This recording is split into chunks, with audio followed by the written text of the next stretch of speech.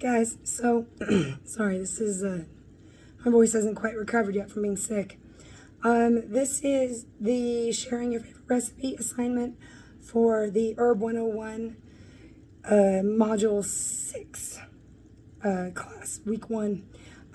So I'm not really a big cook. I don't do a lot of cooking, but I do own a tea business and I have a lot of tea recipes. So I'm going to share with you my favorite chamomile tea recipe.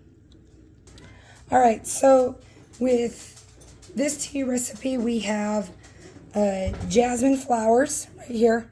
Then we have the chamomile flowers, red rose buds, lemon balm, blue butterfly pea flower, and then we have orange peels, dried orange peels. So the thing to remember is that it's more about ratios than it is about specific like cups or ounces. For the purpose of this recipe though, I am going to be using cups to measure it out so you can follow the recipe. Also, please be aware, this is a patented recipe for my business. So, if you make it at home, that's fine. But if you try to sell it and pass it off as your own recipe, you are going to come into some legal difficulties. So just a little disclaimer there. All right, so the way I assemble this is first I use the heaviest ingredient, and in this case, it's going to be this orange. So we're just going to do a half cup of orange peels. And the only reason I do this way is because when it comes to blending and stacking everything on top of it, I usually do this in bulk. And if I put the heavier ingredient on top, it usually crushes the flowers underneath it. So that's the only reason why I do the orange peels first. So we got half a cup of orange. Next ingredient is the lemon balm. Everyone from the class will recognize this. This one I actually do a cup of, more or less. This is, there's going to be some spillage. Okay, and then we have rose petals. Do half a cup of rose petals.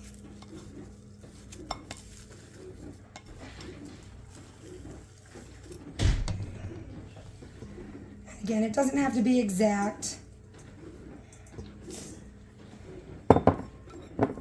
Half a cup of chamomile flowers.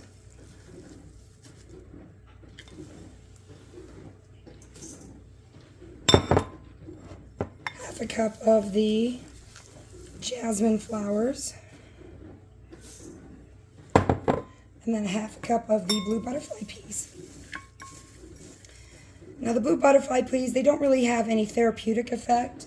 This is just, I do this for the color because it turns the water blue.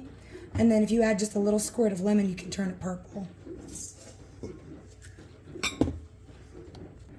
Okay, so here we have all the herbs. And then you just gently toss it. Make sure you go from the bottom up. You don't want to be too rough with it. You want to make sure it's well blended. Okay, and there you go. Go ahead and boil water, and we'll do that in a second. All right, we've got that water nice and boiling now. We'll just take that.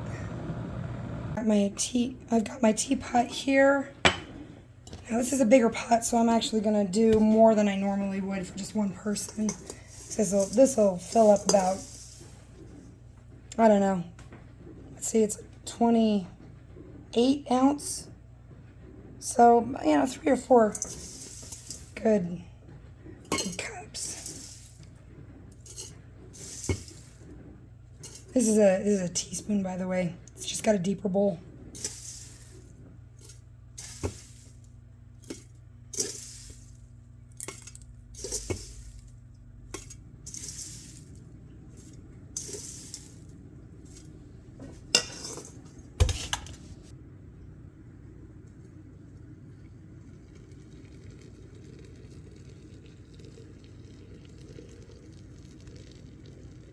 You can see how it immediately just starts turning that pretty blue color, and it's just going to get a deeper blue as it steeps. We'll come back in 5 minutes and show you the end result. All right, so it's been about 5 minutes, and I'm just going to show you, see how you get this really dark, pretty blue in here? All right, ooh, it's still pretty hot. So just pour and serve at this point. The only thing that I would add that I do to prepare this particular cup of tea is I use a Manuka raw honey for its antibacterial and anti-inflammatory properties. It's actually one of the most potent in the world. So just get that and I use a baby spoon because I've got babies and that's what I've got. And I got a sweet tooth, so I'm pretty generous with that. Just a big old glob. And then you enjoy. I usually take this before I sleep, just to help me calm down. So help me calm down and, get a good night.